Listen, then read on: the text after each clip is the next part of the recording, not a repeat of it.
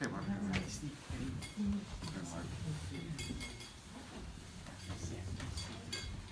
Mark, how are you doing? Nice to meet you.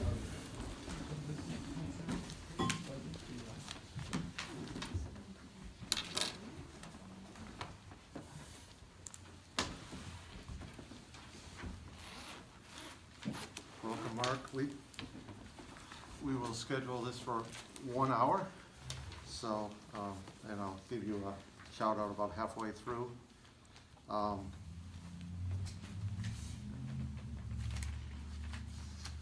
Thank you for showing interest in Great Barrington. We know you're familiar with the town. But just take a few minutes to tell us why you applied to be Great Barrington's town manager and why you think you'd be successful if you were picked. Okay, sure. Well, first of all, thank you all for having me here tonight. And I also would like to express my thanks to the search committee for pushing me along to be here tonight. So first of all, I guess I wanted to start with my professional experience, and I'd like to not repeat too much of what's in my resume and cover letter, but I feel that I meet and exceed your requirements, the requirements that you listed in your community profile and in the town charter. I have just about 14 years of experience in local government. 5 of those as a town administrator, first in the town of Whately and then now in the town of Richmond. I'm the current chairman of the Berkshire Municipal Managers Association. I'm a certified public procurement officer here in Massachusetts. And I understand local government. I understand Massachusetts, which I know is something you were looking for in a candidate. And even more so, I understand Great Barrington since I've been a lifelong resident here. I worked for the last 3 town managers in Great Barrington, 4 if you count an interim town manager. So I feel like I have a unique perspective on the town as a whole. And I think that as a candidate, I can offer and provide stability. I know you've been in a year of, or just about a year now of transition, and I'm sure you're all ready to move forward or eager to move forward. So where I hope to stand out from the other applicants tonight is my personal connection to Great Barrington and Housatonic. That's what I think makes me uniquely qualified. So just a few personal items, and then I'll move on. I know you have probably a list of questions. 2 lists, actually. What's that? 2 lists, actually. 2 lists of questions? Okay. So I'm a Great Barrington native. I have a long family history here in Great Barrington. I returned after college. I returned here, and we had a short stint in Vermont, but my wife and I decided to move back here to Great Barrington 15 years ago when my kids were just about entering school, because we wanted to settle down here and raise our children in Great Barrington, put them through schools here in Great Barrington, and give them the same experience that we both had growing up here. I worked, as you know, for almost 10 years here in Great Barrington in various roles, serving as your health agent, your animal control officer for a period of time, your animal inspector for a period of time,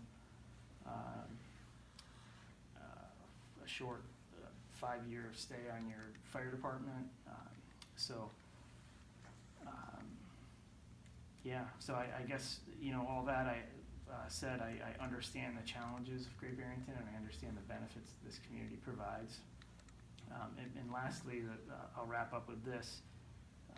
I feel like at this point in my life, I am at the height of my career. My kids are, I'm young enough, I have a lot of enthusiasm, I love this work, but I'm also old enough to have a solid combination of education and experience, and I'll conclude with just saying that I would really love nothing more than to give the best years of my career to my hometown. So we're also going to do follow-ups of questions if necessary. So I'll ask a follow-up right off the bat to put a damper on your enthusiasm. Tell me, you know a lot of the staff, you know a lot of people in town. Yes. How are you going to say no when it's appropriate? Okay, well, when I worked for the town for almost 10 years as your health agent, I was constantly interacting with local business owners, residents, friends, family. You just have to separate your job from your personal life, and I've never had a problem with that. I think I take a reasonable approach with people, and they understand, and I don't think that would be a challenge for me, so. Okay, thank I you. mean, it's always a challenge, but I don't think it's anything I can't overcome. Any other follow-ups on that? Ed? Again, leadership style, talk a little about that, both internally towards staff, externally to the community, and select board also. Okay. I have if you don't mind, I have a few notes here on management style. What I try to do is just kind of highlight some talking points for tonight. My management style, I feel like, is one that is, I try to create a team. Both towns that I have managed, I went into them knowing full well that there were some personnel issues. We were able to resolve some of those personnel issues one way or another. I think improving communication as a manager with your department heads, with your board and committee members is really, really important.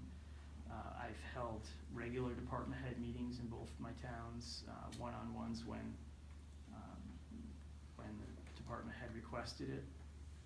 I think that I've created a respectful and professional work environment in both communities that I've led.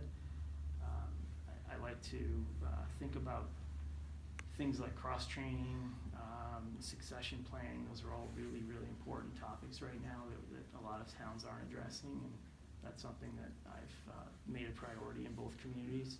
I don't consider myself a micromanager. I like to, I came up the ladder as a department head, and I understand that department heads are, they're the specialists in their departments, and they should be allowed to be just that. Can you speak just a little louder in the back of the room? Oh, sure, I'm sorry. And lastly, I think I would, as a manager, also want to collaborate with our business community and our large employers. I think getting out there and meeting people, and many of them I already know, but I'm sure there's a number that I don't, so. I'd want to have I hate to use the word open door policy because that's not always practical, but,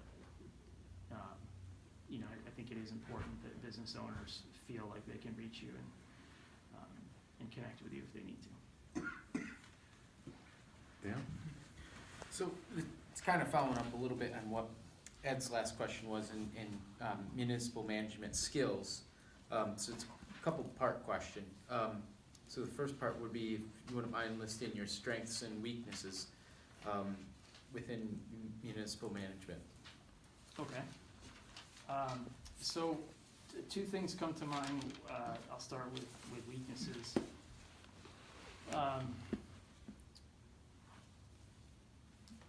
I said this in my semifinalist interview as well. I have now drafted and managed 5 municipal budgets, smaller than Great Barrington, but still, multi-million-dollar budgets.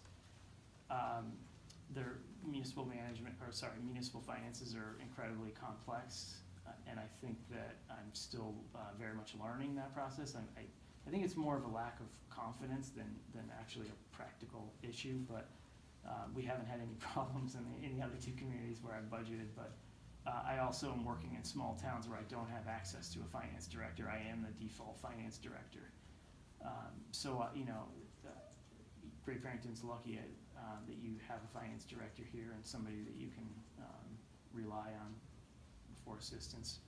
I would also probably plan to reach out to colleagues when I needed to and things like that. So I don't think it's a serious problem, but it's something that I'm still gaining confidence in and learning. So, the second thing that I would just want to say is that I'm a pretty quiet guy. I'm a pretty reserved guy. I think most people that know me know that. I'm not someone who likes or enjoys to be in the spotlight. But as a community leader, that's something I've really had to work toward and grow personally at, and I think that I'm slowly getting there. So. Follow up on that, or do you have more to it? Well, yeah, so Go ahead. the second part of that question would be, what has been your experience in collective bargaining, and what do you feel you bring to the table as a negotiator in those kind of instances? So I don't have a lot of experience with collective bargaining. When I worked in Whately for those 2 years, we did not have any unions, not even the police were unionized. We do have unions in Richmond, and I do participate in those negotiations.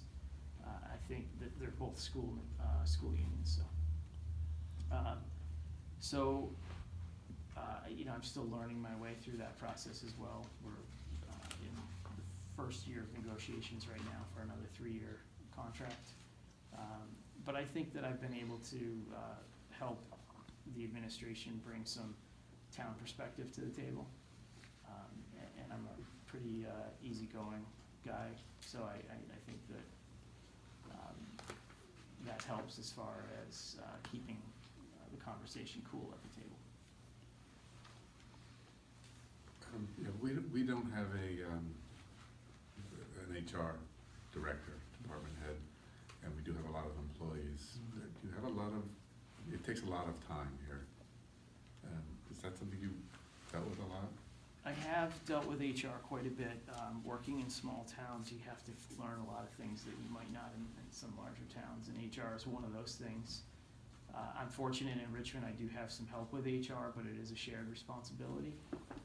But you may not know this, Richmond, although it is a small town, we actually have 83 employees in that town because the school is owned by the town and operated by the town. So we have a number of employees, and we do all the onboarding for all of those employees, and there's never a dull day with teachers and staff coming and going. So we're used to that. We do that frequently. I'm frequently doing background checks and assisting with the onboarding process there. So, and we've had our fair share of personnel issues as well. I obviously can't get into those in a public session, but that's all part of the HR world. So. Any follow-up? Kate? The question I have here is kind of financially based. There's a goal in Great Barrington in maintaining the AAA bonding, while also preventing taxes from becoming a burden, and kind of describe your role in financial planning in your past positions, and financial management strategies. Okay, so again, with working in small towns, I don't have access necessarily to a finance director. I have a treasurer and collector that I can lean on from time to time, but I do draft and manage the budget throughout the year. I present an operating budget, a capital budget, and an enterprise fund budget, and I have in both of my communities. One thing that we have looked to do as far as maintaining we have a AA+ bond rating in Richmond. One thing that we've consistently done is to keep our reserves well-funded and also keep our OPEB funded. We are on year 3 now of putting $100,000 each year towards OPEB, and I think that's very, very important for keeping a strong bond rating. Anything else? Follow-up? Tell us about any large municipal projects you've managed in either of your past roles. And does anything stand out from you as a learning experience that you've gained through managing one of these projects? Yeah, so one of the larger projects and one of the projects I'm most excited about is a project we completed in Richmond. And the reason I'm so proud of that particular project is because it really took a lot of community outreach to get people on the same page. There was a lot of misinformation out there when we were originally talking about it. This is the solar system that we put on top of our school. Our elementary, middle school, preschool building is our largest user of electricity, and we had to basically come up with a plan to install solar on the property. There was no capital outlay. We leased it, but it was a learning process, navigating all the licensing and getting through the EverSource interconnection applications, and but it was a project that I was really proud of because it was a 136 watt project, and it will serve 89 to 100% of our electricity needs at the school. So in addition to sourcing our electricity in a sustainable way, we're also able to save the school about almost $200,000 over the next 20 years, and that's assuming that electric rates stay pretty steady. If there's ever any spike, that number just goes up and up and up. So we were able to lock that in for 20 years, and but again, you can't sign a 20-year lease without going before town voters and kind of getting everybody to jump on board with you. So. Can you talk a little more about what tools you use to be involved with the community and bring the community together to pass that? Yeah, so we held a series of meetings leading up to that. It started in selectmen's meetings, but then we did public outreach meetings. We invited the school in. It's not a seriously controversial project, but because it was a 20-year lease and because there were so many concerns about whether we were making the right choice for the school, and we really had to convince quite a few people that this was the right thing to do. And what we did was we brought in professionals from Select Solar. They were the company, it's a Massachusetts-based solar company. So they were very, very helpful in explaining particularly a lot of the technical questions that we can't answer. So it was just consensus building, and actually we're about to go live with that project now, so it was ultimately successful. Yeah, housing, economic development, transportation, touch on any of those in the answer, but the question is experience with economic development bringing jobs and tax dollars to town. Okay, so not to keep talking about Richmond, but that's where I work, so I'm going to try to relate some of these experiences. We do less economic development there than probably most towns because it's a rural community and they're not all that interested in business community, But I will say we've had several new businesses come to town. Most recently, Balderdash Cellars relocated to town. We've had a few new inns come to town. What we did, I had, again, we're a small town. I don't have a town planner, so that again falls on me to work with these business owners to encourage them, help them through the process of permitting, help them through the special permitting process. We focused more on marketing efforts rather than economic development, and I did bring a few things to just show you as far as marketing goes. One of the things we did was to try to brand Richmond. We created a brochure, we created a new website, we created a little packet that went out to about 250 Berkshire realtors, and inside of it has a little thumb drive key with our town seal on it, and it has a video of the town. This was, again, mostly to encourage people to move to Richmond, not to encourage new businesses. But when I worked in Great Barrington, I spent 7 years on the development review team, which I understand is still active and I'm sure very helpful to new businesses. So during that time, my 7 years on that committee, we saw everybody who was looking to host an event in town, looking to open a new business in town, or do a major construction project. So that was extremely helpful, and I think it's very welcoming to potential business owners. And I've always taken the same approach, whether I was in the health department here in Great Barrington or whether I was working in Richmond. I've always taken the approach of how can we help you do what you want to do.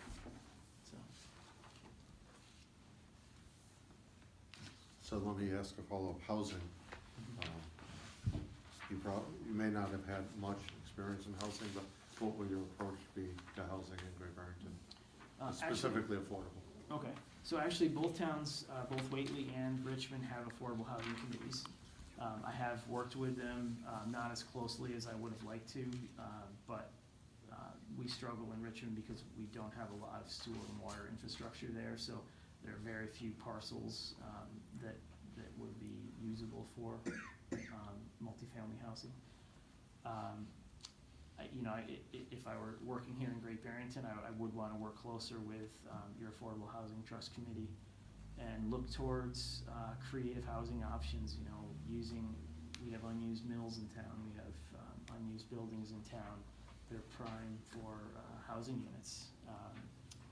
We have land, you guys have much more land and, much more water, sewer infrastructure here than we did there, so you probably have many more potential parcels to be developed. And then the last thing I would say about affordable housing is finding that balance between your short-term rental stock and your residents that would like to have some extra income. What we did in Richmond was and I know you guys are in the middle of this process here as well, but what we did was we passed a bylaw saying that if the property was owner occupied, fine, you can rent a room, you can rent an apartment, not a problem because the owner's there and managing the property. But if you if you were not living on that property, we required you to get a special permit so we had a little more control over it. And we also didn't want to see our housing stock become a business community, basically. Yeah. So this question regarding food economy, our, as you know, a lot of this anyway, but our farm-to-table resources are a key reason for Great Barrington being named the best small town in America by Smithsonian Magazine. What specifically would you do to support our farmers and grow our thriving food economy? Well, I would say that supporting our local farmers markets and our CSAs, I think that's a great thing for the town to be involved in and help and encourage. I would also love to see the town, through zoning, preserve our agricultural lands. I think Great Barrington's doing a wonderful job already in that aspect as far as local food goes. I mean, the farmers markets are seem very healthy and active, and I want to just hope to continue that. So. How do you see the what is being produced by these farmers on a larger scale outside of Great Barrington? And how could you as a town manager kind of help that along? That's a good question. I think that if I was approached, again, I would take that same approach. That how can I help you do what you want to do? How can we accomplish the goal that you're out for? And, I can't think of a specific example off the top of my head right now, but I'm an open-minded, creative thinker, and I'm sure I could come up with something. Okay. So the next question is in regards to policy development and relationship with the select board. And I think, can you tell us about a particular policy you were successfully proposed and implemented in your current or past roles? And how was the select board involved in moving this policy forward? Okay.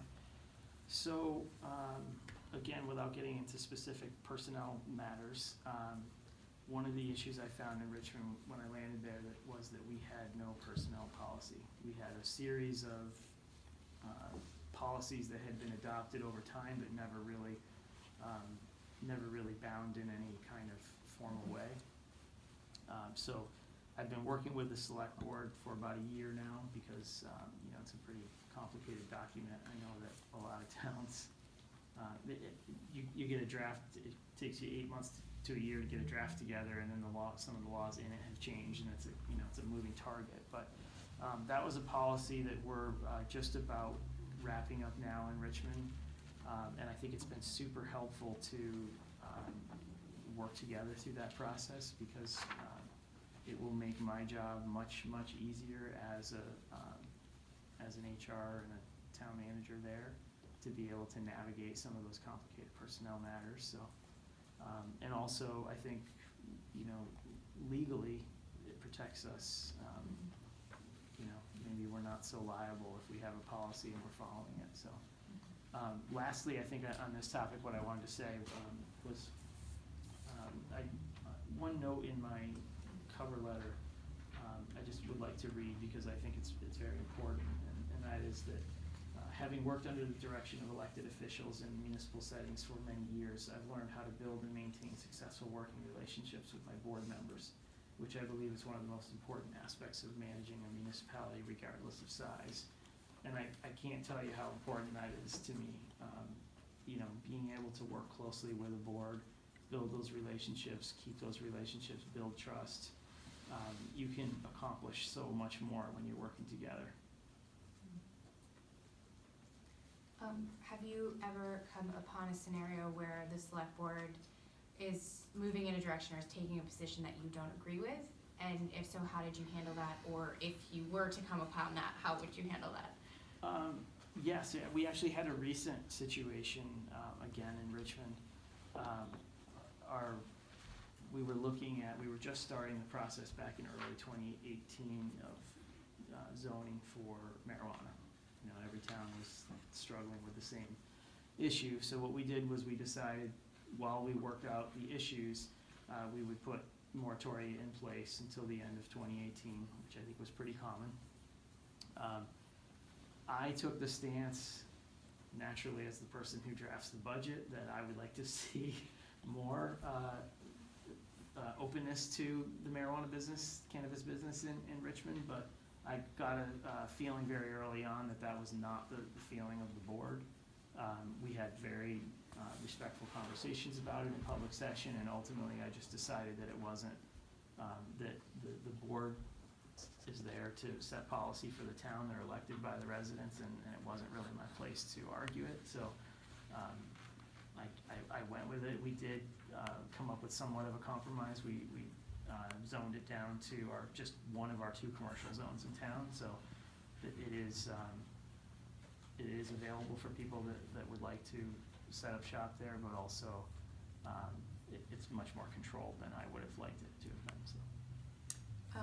I think then just kind of in all of that transparency, so the transparency in open meeting law, but then I think also just a transparency in government in general, between the board, between the public, just kind of making sure that everybody is well informed and understanding the process, and I guess just maybe an example, or if that's important to you, how you follow through on that. So yeah, transparency is super important. One of the things that I worked on in Richmond when I first landed there, we had a website that was very hard to navigate, not very user-friendly. The information on it was often outdated. And I believe that probably most people are going toward the website to get their information. So we redid our website to make it much more user-friendly. We're now posting all of our minutes, all of our agendas, all of our community notices on there anytime we post a job. I also started a Facebook account for the town, which was something we hadn't done in the past, but that's a really good way to get information out there and be transparent. We now do reverse 911, the same system you have here, Code Red, which has been a great way to reach residents as well. And I think, lastly, we also do an e-newsletter every week that goes out electronically, and then we mail about a half dozen copies to people that don't do emails. But we try our best to get as much information out there as possible. Thank you. So, Mark, as you know, we're fortunate to have 2 libraries in town, one in Great Barrington, one in Housatonic. Mm-hmm. Have you supported libraries in the communities which you've worked? And as town manager, what are some of the ways you'll work with the library to ensure they can continue as a key resource to the residents? Yeah, so both communities that I've worked in, as a manager anyway, I've worked closely with the libraries. We've worked hard to upgrade their IT infrastructure there. We're in the process of installing new computers, voice over IP phone system that can connect right to town hall now. I think libraries are very, very important community centers. I know they've changed quite a bit in the last couple of years. It's probably less about borrowing books and more about community spaces and events. I do go to our library in Richmond regularly. I check in there every couple of weeks just to check in with the library director and see what's happening there. It's a very, very important place for people that need access to computers, and they've become very important gathering spaces for programs. I went to a recent Historical Society program at the library here in Great Barrington at the Mason Library, and I think they have a very important role in the town. So. We have 3 quick questions from someone associated with the library. You would have guessed that. Do you have a library card? Yes. Okay. When's the last time you were in the library? It appears it was recently. The last time I was in the Mason Library was... Or any library? Yeah. Well, the Richmond Library I'm in much more frequently because it's one of our town buildings. Like I said, the Great Barrington Historical Society event was the last time I've been in our local library. Before that, my family often went to movie night at the Ramsdale Library. That was probably a couple years ago. But And what is the last book you've read? the last book I read... This is the hardest part of the question. Actually, the last book I read was a book called Third Person Rural. It was a book by Noel Perrin, and it's short stories about rural life in Vermont. So I read a lot of Vermont books. Excellent. Next question is about emergency management and emergency preparedness, both, I suppose, on an ongoing basis, but given climate change, being prepared, with an eye towards what, if anything, Great Barrington could do differently. Okay. I think as far as emergency management goes, actually, I have some notes here on emergency management, and climate change is included in those. Emergency management and planning in advance is super important. I spent many years on the Southern Berkshire Emergency Planning Committee, representing the Board of Health. I think that stormwater management is probably something that's super important to be looking ahead towards, and I'm sure that Sean is well aware and ahead of that. But that's something that I think we really, really need to be planning for with climate change rapidly approaching. Emergency management, like I said, is something that's very important. I have quite a bit of experience in emergency management.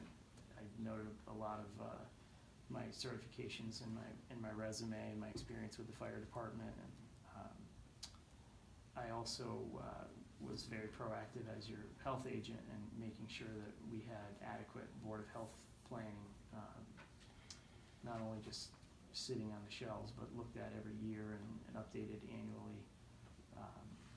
We had a number of plans during that time, and I think they need to be working documents and something that we're always looking to improve. So.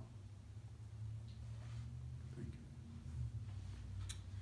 So my next question is going to be on technology, and you've kind of touched on this a lot, but just maybe summarize some of your things anyway. But if you could just describe some of your use of technology, such as the software specific for municipal purposes, like Munis and things like that, and communication tools, including social media, which you've already talked about, and residential alerts. And how have you used these technology innovations to improve the services within the town, and how would you use those in Great Barrington and take advantage of those in Great Barrington? So we don't use Munis, we use SoftWrite, but it's a similar software system. I think I touched on social media, Facebook, our website, getting information out there through Reverse 911. So I won't repeat that. IT infrastructure, though, is something that has been very important to me. Both small towns that I landed in, I don't think either one of them even had a server. Everyone was backing up their individual computers on thumb drives. Both towns, I know it sounds crazy, but they're small communities and limited in what they can do. we did purchase servers in both towns. We networked the computers, particularly in Richmond. We did a complete overhaul of our IT infrastructure there, including software. We were operating with software that was not compatible between the treasurer collector's office and the accountant. So that was the first thing. Or we were working on two separate softwares that wouldn't communicate together, and we clearly couldn't balance anything because of that. So we upgraded our software to in both offices so that we were using the same product. We also replaced all of our workstations. We replaced we replaced our server. We're in the process of installing voice over IP phones in the building right now. And the best thing about this, besides having our information and all of our, specifically our financial data backed up now on site, it's also backed up in Ohio, and it's backed up on the West Coast as well. So if anything happens to town hall, we can always retrieve that information. But where I was going with the best part of this is that when I landed there, we had something like 13 individual printers. So we networked the system, and we're now down to, I believe, 3 printers. So we're able to save a ton of money in toner, and it's just much more efficient. Follow-up? Okay. Actually, I will ask a follow-up. I feel when you talk about Richmond, and obviously we're asking you to tell us all of the things that you've done, but it sounds like you've helped make a lot of advancements in what's happening in Richmond, like technology-wise, the solar panels at the school. I know a lot of times for communities that people have lived there for a long time, getting change to happen can sometimes be difficult. What do you think the catalyst was? I mean, it sounds like some spending had to happen. I'm curious. Change comes very hard to a lot of people, yes. I think I have a lot of energy. I have a lot of enthusiasm, and I think that has really helped to be able to sell this to the finance committee, to sell it to residents. And I think though that I wasn't selling something that we didn't need. I think what I was selling to people was the fact that we're getting into the 21st century. So it was an easy sell, to be honest with you. I think everyone knew that it needed to happen. They just needed someone to drive it. Mm-hmm. Okay. Now I'll ask the question that I'm supposed to ask. Great Barrington, I'm going to read the whole thing. Great Barrington is committed to being a community that serves and is welcoming to people of different ages who come with or from diverse backgrounds and experiences and from a range of economic strata. Yet we are challenged to value and serve our Asian community members, keep and attract young people in town, and be welcoming to those who are new and appreciate those whose families have been here for generations. What strategies have you used in the past to understand, connect, and collaborate with varied and diverse constituents? So you're not talking specifically about cultural diversity, you're talking about old school and newcomers. I think ultimately that is what this question is. I think wanted later on we're going to ask you that question. Okay, all right, I just wanted to be clear so I'm answering the right question. So, I'll give you an example. When I worked in Great Barrington, the plastic bag ban was something that was pretty controversial, or at least it was at that time. I know it's not anymore, but it seemed like it was during that time. I can see both sides of it, and I think I can easily work with both sides because, I'm probably a more on the progressive side of thinking, so I really enjoy things like that. I'm a big cheerleader for the plastic bag ban, things like that. But I also have a long history in Great Barrington.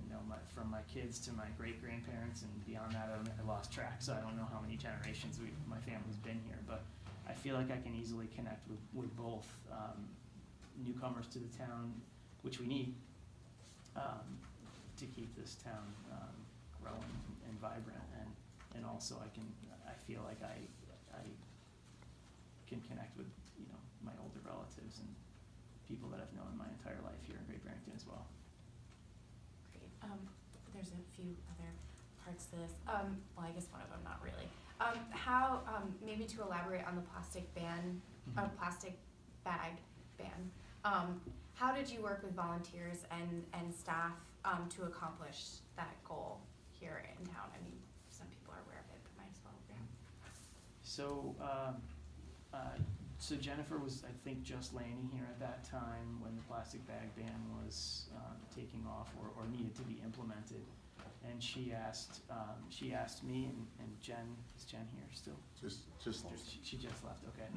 So I worked very closely with Jen. At that time, I was a special projects manager working part-time in Jennifer's office. And that was one of the first tasks she gave me, and I was, to this day, in fact, I've used that example, I remember using that example in my interview in Richmond. That was one of the best projects I've ever worked on, just getting, you know, what we did was we held a public outreach session down at the Mason Library. We played a movie one night and invited people in. We had a public outreach session here for the plastic bag ban and invited residents in.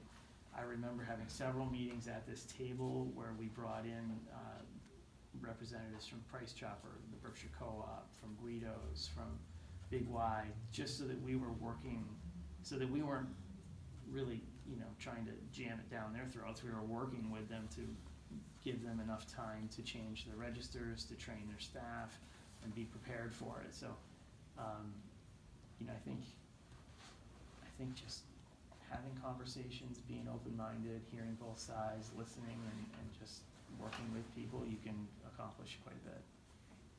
So the last question is, how would you become a member of the Great Barrington community? But I don't think that's a necessary question for you. I think what I would want to know, especially as you are here, you have a life here, and I think, you know, personal spaces can be invaded a lot in this role, in that role.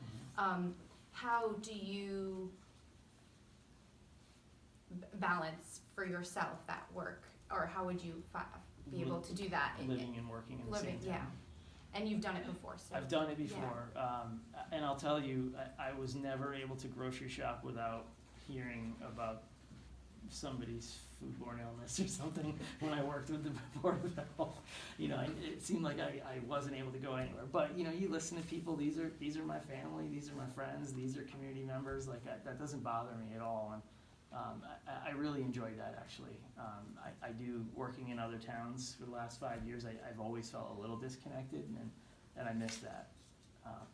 But, you know, you also want to find that work-life balance, and I think that I do that by, you know, hiking or going, my wife and I spend quite a few weekends a year in Vermont, and, you know, we take advantages of time to get away, clear my head, and take a break from it, so.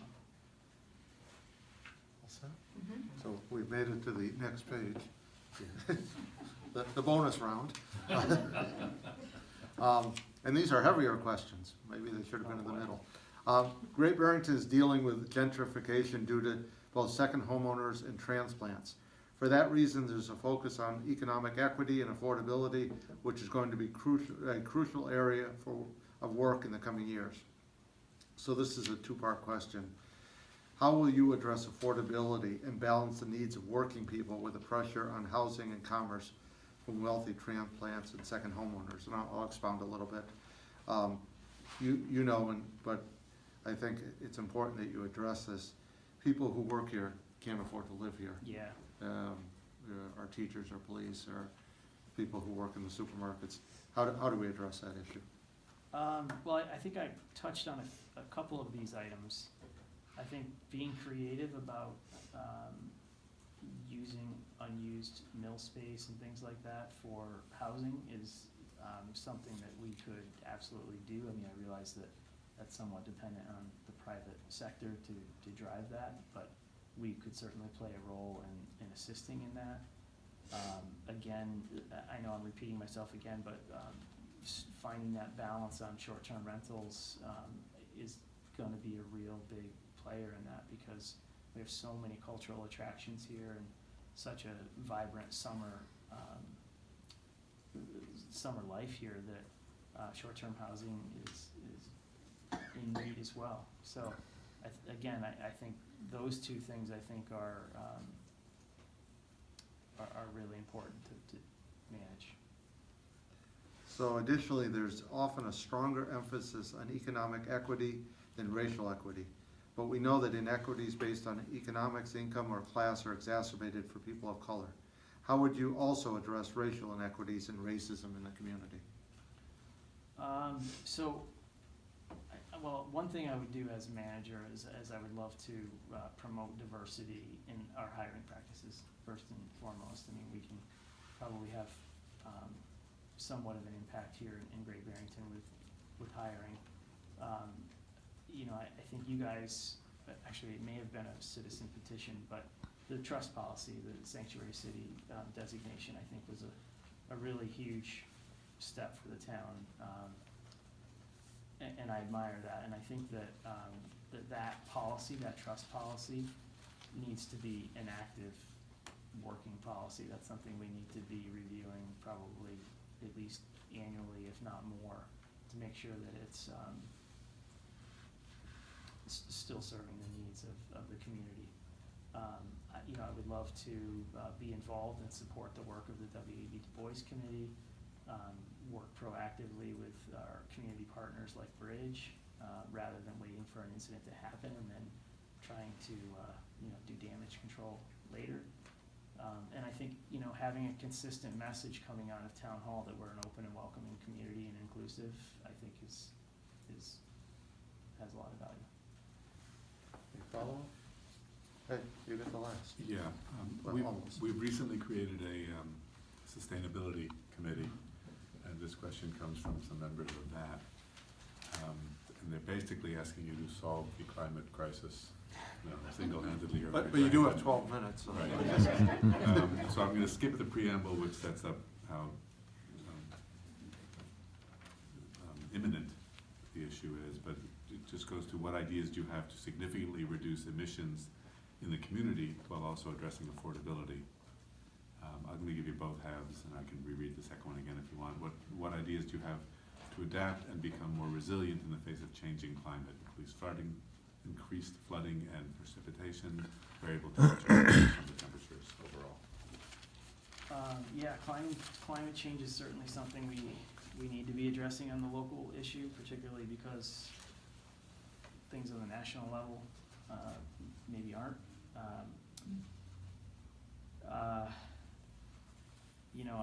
I feel like sourcing out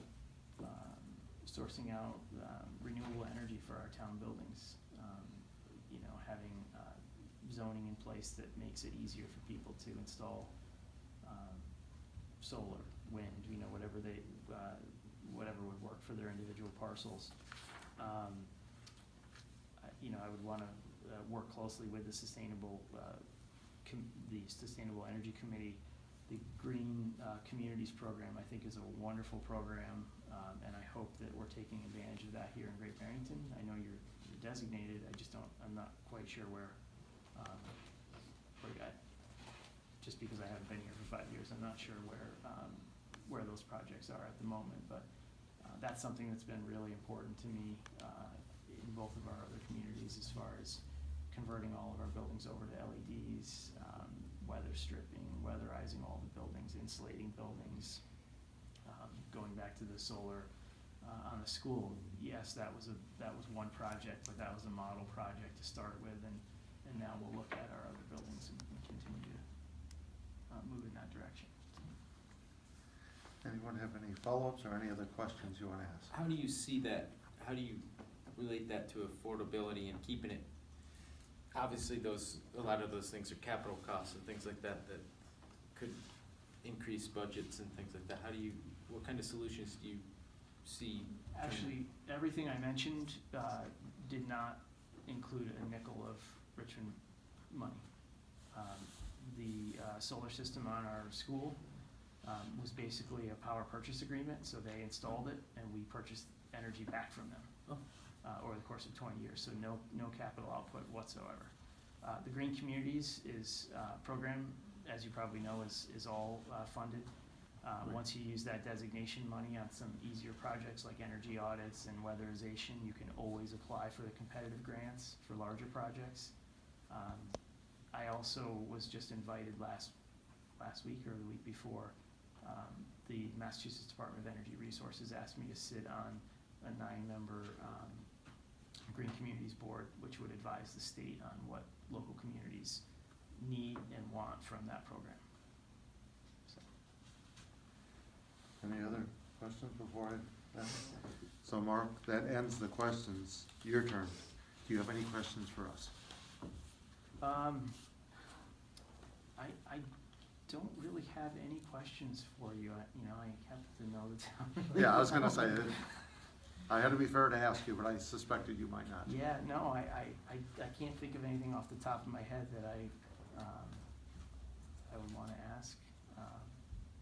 So the rest, the select board are gonna adjourn. Mark will stay around for roughly a half hour to talk to the citizens, and thank you very much for coming. Yeah, appreciate it.